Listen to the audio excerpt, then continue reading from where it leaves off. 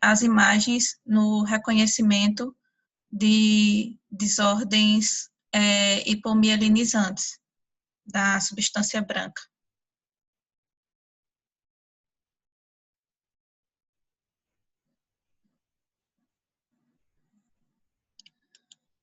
Sobre a mielinização, o que nós sabemos é que a mielinização ela é vista na ressonância nas ponderações T1 e T2.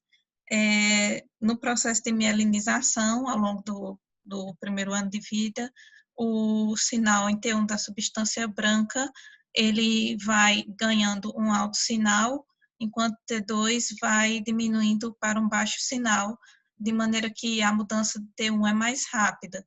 Então, durante o processo de mielinização, a gente pode ter sinais intermediários na substância branca de T1, enquanto se mantém ainda um alto sinal em T2. Esse diagnóstico de mielinização só pode ser dito fechado como deficiente ou normal quando você tem, na verdade, 2 ressonâncias com pelo menos 6 meses de intervalo e um desses com a idade maior que 1 ano. E nesse artigo, diz que a maioria ainda se encontra com origem desconhecida das desordens hipomielinizantes.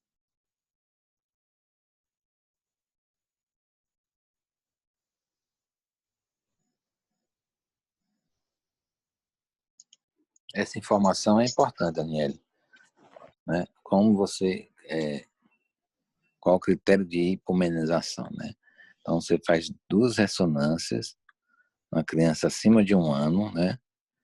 Um intervalo de 6 meses, em que não ocorre a progressão da mielização, né?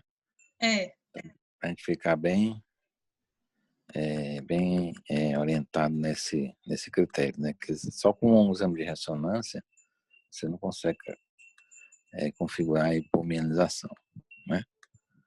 E lembrando que criança abaixo de 1 ano você usa o T1 para ver a mielização e criança acima de 1 ano você vê o T2.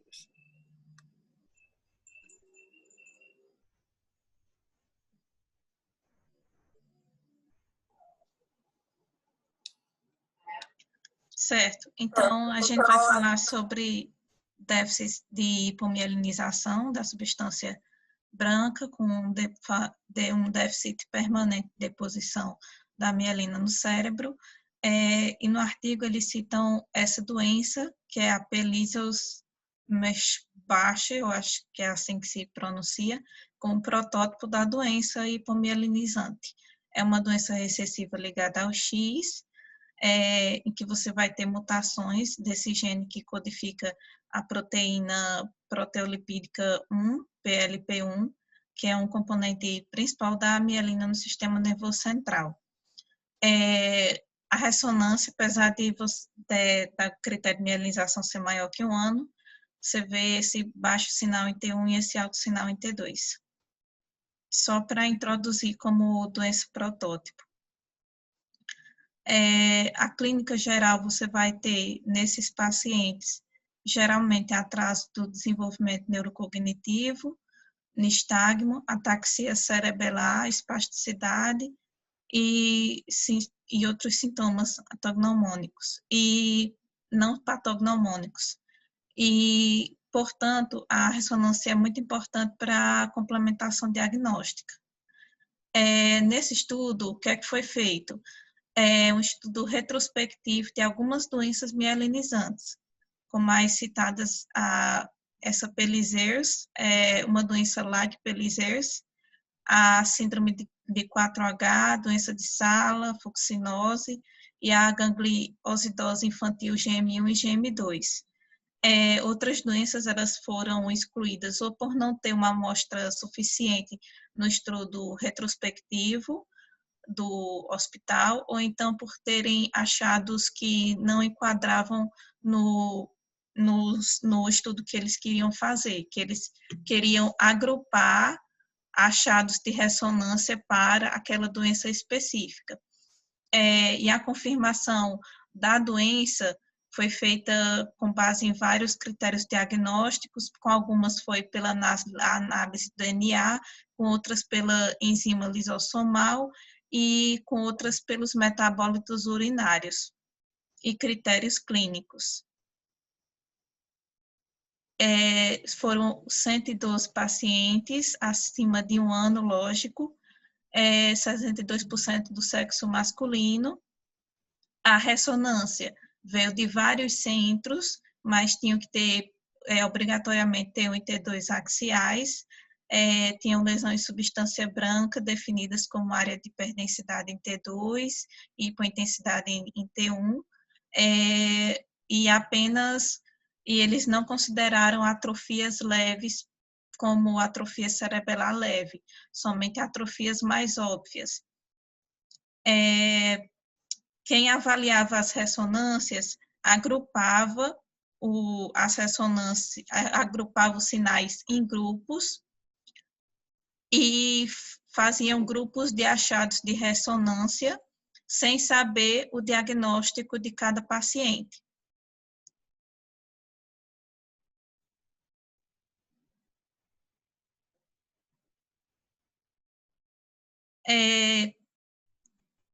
Devido à pequena amostra, alguns itens de menor valor vistos na ressonância também não contaram nas estatísticas, e aí eles fizeram 2 tipos de agrupamento. Eles fizeram um agrupamento, como eu disse, pegaram esses 2 especialistas com as ressonâncias que não sabiam as doenças e foram criando perfis de perfis de pacientes com achados semelhantes à ressonância, para ver se esses perfis coincidiam com uma patologia. E aí também para isso foi feito o teste multivariado, em que você analisava os perfis que os radiologistas fizeram com os pacientes e analisava achados de ressonância entre 2 pacientes diferentes. E aí você tem a divisão dos pacientes em 10 grupos que foram chamados de clusters. O maior é o cluster 1, que tem 37 pacientes, que é além de áreas de hipomielinização, você vai ter atrofia cerebelar. Nesse grupo, a hipomielinização poupa o tálamo e a superfície periventricular. No 2, você tem um grupo homogêneo de 16 pacientes, em que você tem ausência da atrofia cerebelar. Na 3, você tem 8 pacientes com um achado de hipomielinização mais ao redor da ponta, envolvendo também o trato piramidal nesse nível, ou a ponta inteira. Atrofia e hiperdensidade em T2 na região cerebelar foi vista apenas em 4 pacientes. No grupo 4, o cluster 4, o T2 era marcadamente hipointenso no globo pálido, da substância negra em 3 pacientes, e podia ser visto uma hipointensidade em T2 dessas estruturas da substância cinzenta que não refletiu ao teor de mielina. Também não havia atrofia cerebelar. No cluster 5 foram observados 11 pacientes, em que você vê hiperintensidade em T2, principalmente no putama em globo pálido. Também havia uma hiperintensidade em T2 no corpo caloso e a atrofia cerebelar não estava presente. O grupo, ou cluster 6, tem 11 pacientes. Você tem áreas focais de hiperintensidade em T2 na substância branca periventricular profunda em todos os pacientes. E hipointensidade em T1 em alguns, mas também não tinha atrofia cerebelar. O T2 é um grupo mais misto, semelhante ao grupo 3, já que envolvia um sinal de hipointensidade T1 na ponte, e em 4 pacientes havia hiperintensidade em T2, predominante da substância branca subcortical. No grupo 8, você tem apenas 2 pacientes em que você tem hiperintensidade de T2 na substância branca subcortical e hipointensidade T2 nas áreas restantes, a ponto que teve um baixo sinal em T2 em ambos os pacientes. O grupo 9 e 10, eles são mais heterogêneos. 5 pacientes exibiram uma intensidade T2 homogênea da substância cerebral média, mas em 7 pacientes também tiveram atrofia cerebelar e tiveram ausência de outros achados descritos nos grupos acima. E o grupo 10 tem 8 pacientes, comparável ao grupo 9, em que você não tinha os achados dos outros grupos acima, exceto uma hipointensidade na substância branca T2 e no corpo caloso, e em 7 pacientes da porção anterolateral do tálamo.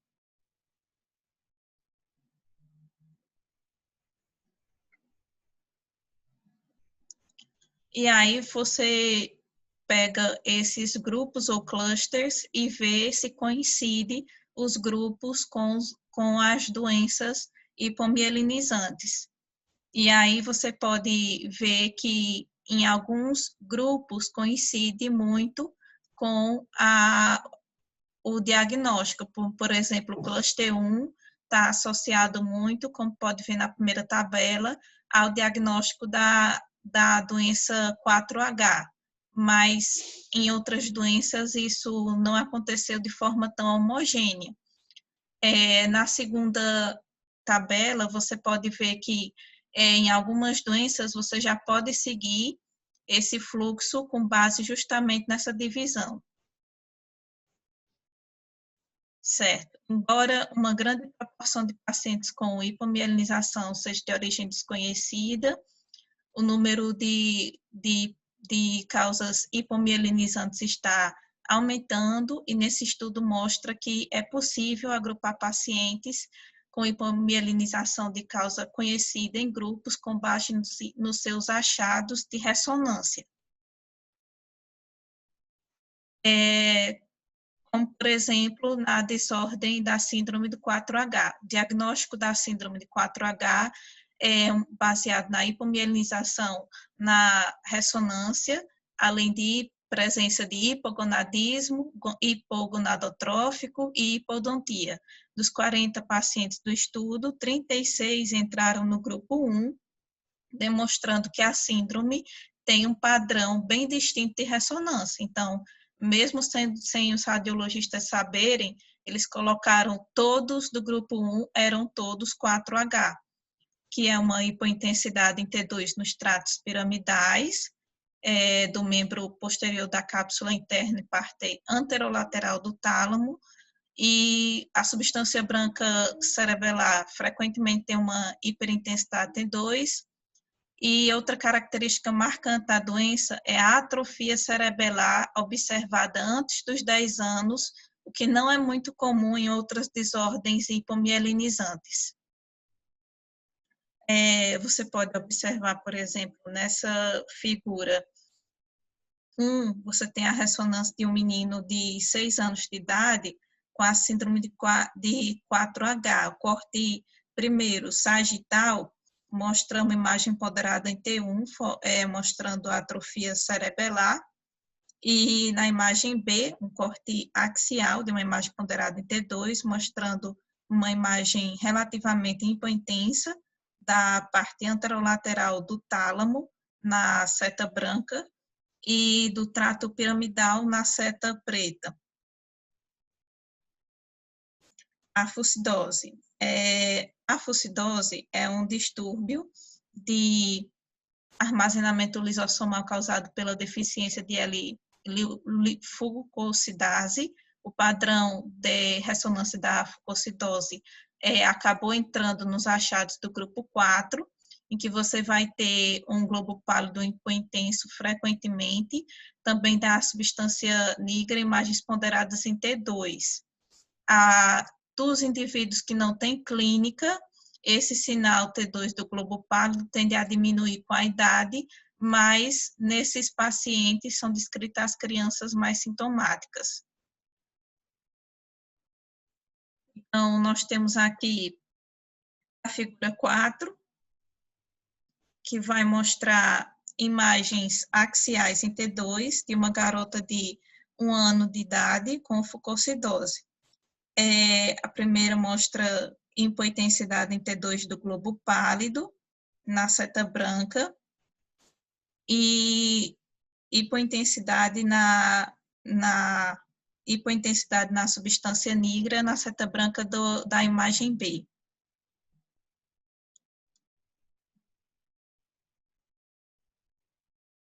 A gangliosidose GM1 e GM2 são distúrbios infantis que se caracterizam por armazenamento lisossomal, causando uma deficiência da beta-galactosidase, da beta-exosamidase A e B, respectivamente. O padrão de ressonância da gangliosidose GM1 e GM2 infantil é indistinguível. Todos os 11 pacientes no cluster, no grupo 5, são de GM1 e GM2, e este cluster não tem outros diagnósticos alternativos. É caracterizado por uma leve hiperintensidade T2 do caudado do núcleo putamen, com sinais de hipomielinização difusa, contrastando com uma intensidade de sinal normal T2 no corpo caloso.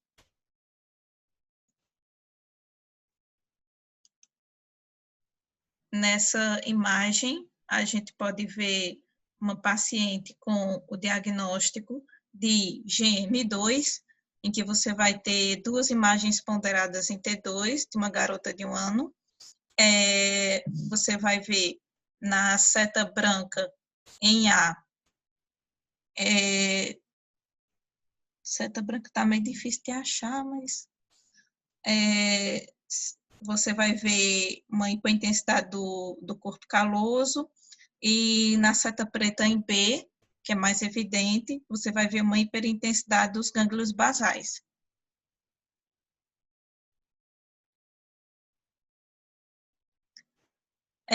HCC. O HCC é um transtorno autossômico recessivo causado por mutações nesse gene FAN126A, que codifica essa proteína I-SIN, que tem um papel ainda indeterminado na mielinização.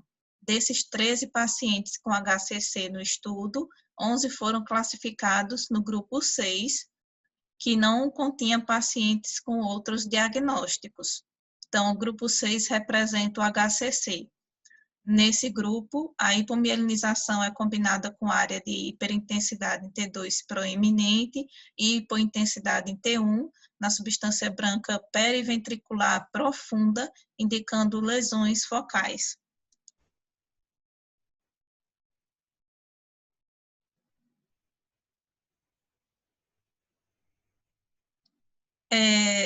Essa imagem é de uma ressonância de um garoto de 3 anos, com diagnóstico de HCC, mostrando inicialmente um corte axial na imagem A, com uma proeminente hiperintensidade, e hiperintensidade na substância branca, na seta preta periventricular, e na imagem B um corte sagital em T1, com um sinal hipointenso da substância branca também periventricular.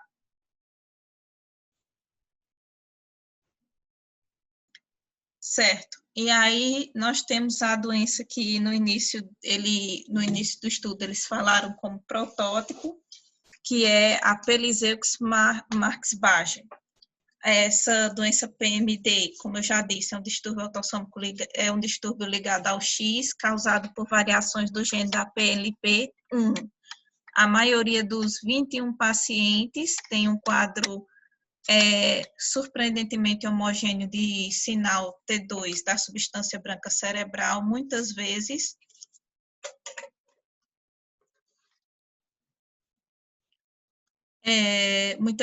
combinado com uma hipointensidade de imagens ponderadas em T1, que foi agrupado no cluster ou no grupo 2.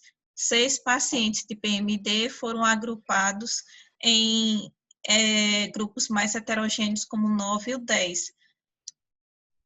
Então, a maioria ficou no quadro clássico do grupo 2, mas lembrar que nessa doença você pode ter quadros mais aberrantes que ficaram no grupo 9 e 10.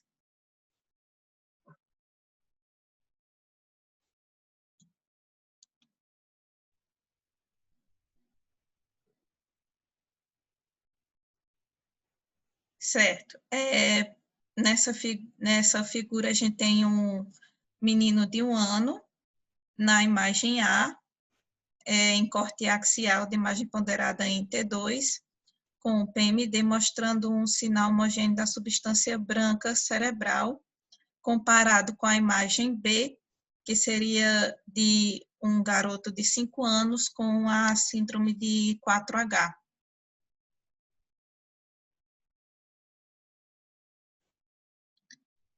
E a PMLD, que seria como se fosse a inicial, só que ela mimetiza a doença clássica, mas é por uma outra mutação, não é ligada ao X, é por mutação do gene da GJC2. Esses pacientes tiveram um grupo bastante heterogêneo de imagens, classificados tanto no grupo 3, 7, 9 e 10. Então, mas foi visto que, apesar desse grupo heterogêneo, todos os pacientes têm uma hiperintensidade em T2 proeminente na ponte. As anormalidades pontinas poderiam ser associadas com uma hipointensidade T1 na ponte ou com uma hipointensidade nos tratos piramidais. A hiperintensidade T2 da substância branca subcortical, contrastada com um sinal mais baixo da substância branca cerebral restante em 4 pacientes, foi característica do grupo 7.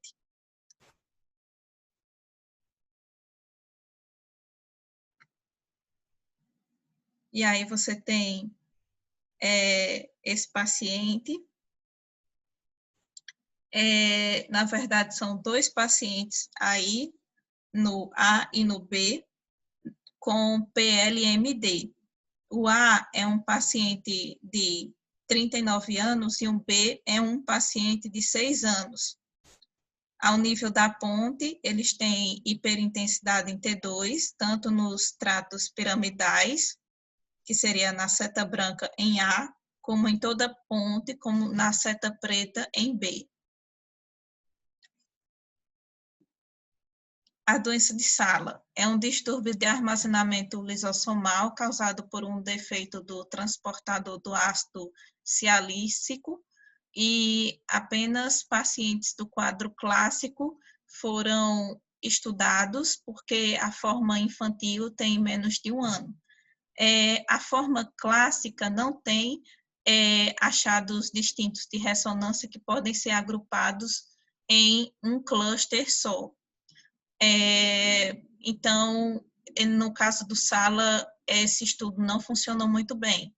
O padrão de hiperintensidade em T2 da substância branca subcortical, contrastando com a hipointensidade do restante da substância branca, observado em vários pacientes com PMLD, também foi vista em 2 pacientes de Sala, que pode ser dito como estudo, no entanto, sem as outras anomalias típicas de PLM2. Então, pode lembrar uma PLMD.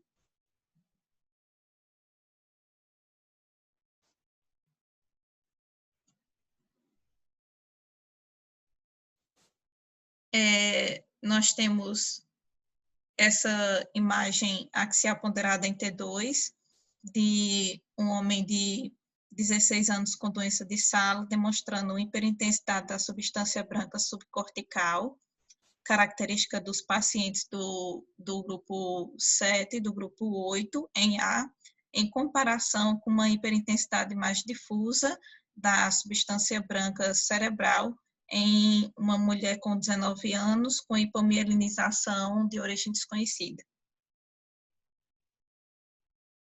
Então, conclusão. As imagens de ressonância, elas podem dar pistas de diagnóstico para vários casos de doenças hipomielinizantes antes da confirmação diagnóstica com DNA, com outras provas, como o PMD, o PLMD, a síndrome 4H, a fucidose e a gangliosidose GM1 e GM2 e a HCC também. Dá até para fazer um guia através dos achados da ressonância para uma suspeita diagnóstica, como foi feita aí na figura 8. Se tem hipointensidade no globo pálido, você já pode desconfiar de uma fucosidose. Se não tem no globo pálido, mas tem nos gânglios basais, você pode pensar em gangliosidose. E aí você pode seguir esse fluxo que facilita o achado diagnóstico.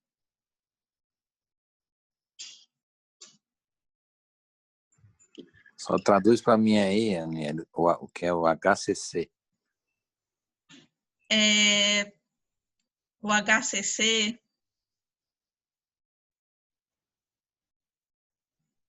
nossa, professor, só sei a versão, só sei a versão em inglês aqui.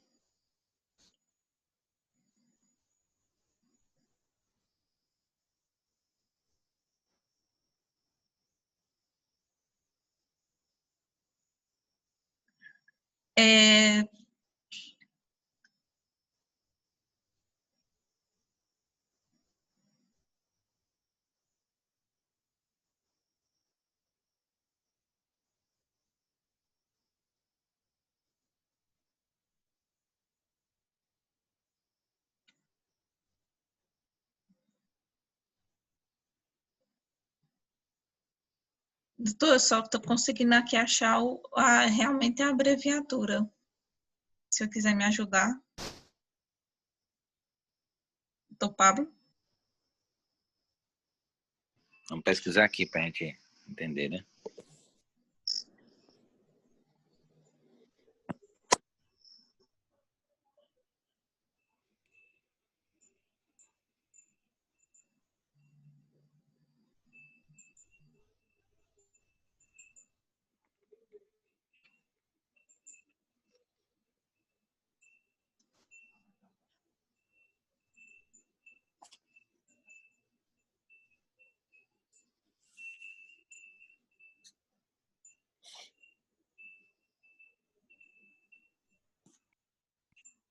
Então, vamos pesquisar, depois a gente... A Camila colocou hipominização com catarata congênita. Ah, obrigada. Nesse caso, continuando. Sim, já está terminando o tempo, mas também já está terminando a aula, então tudo bem. Por fim, eles concluem que não se pode esquecer que a maioria dos distúrbios hipomielinizantes ainda é de origem desconhecida, nenhum achado de ressonância patognomônico de uma doença só. Os distúrbios apresentam, dentro da idade infantil, apresentações diferentes. A GM2, por exemplo, tem uma idade infantil mais precoce do que as outras, e para você caracterizar bem os achados de hipomielinização diferentes, é bom que você veja o paciente ainda na fase infantil, porque acima de 1 ano, claro. Se você vê esse distúrbio hipomielinizante no paciente adolescente ou adulto, essa hipomielinização já vai estar mais difusa na substância branca, então fica difícil você descrever um achado específico que possa levar a uma suspeita diagnóstica.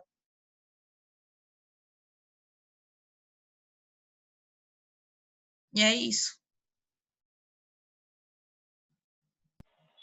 Bem, Daniel, muito boa aula, bem didática, e é um tema difícil, né?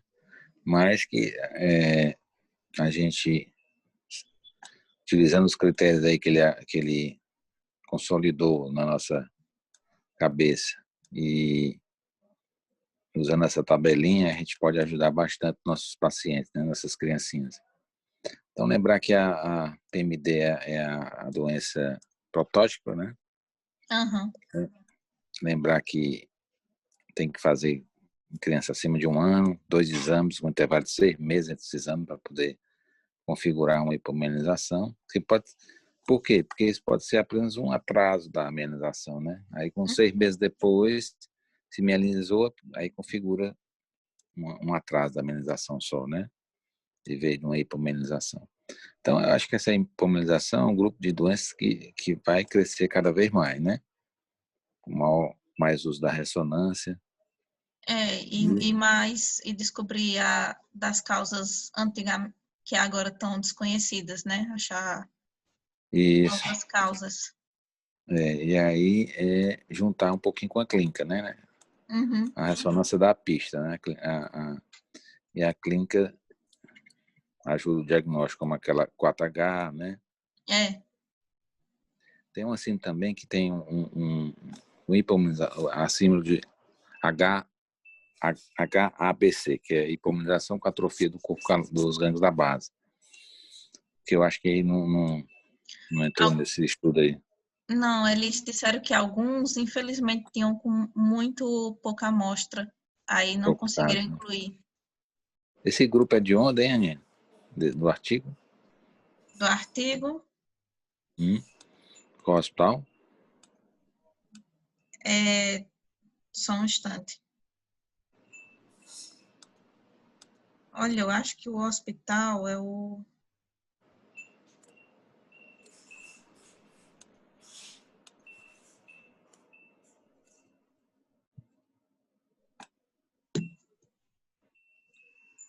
Depois eu lhe dou essa informação, viu, doutor Pablo? Porque aqui tá em inglês, mas eu vou lhe passar depois o hospital.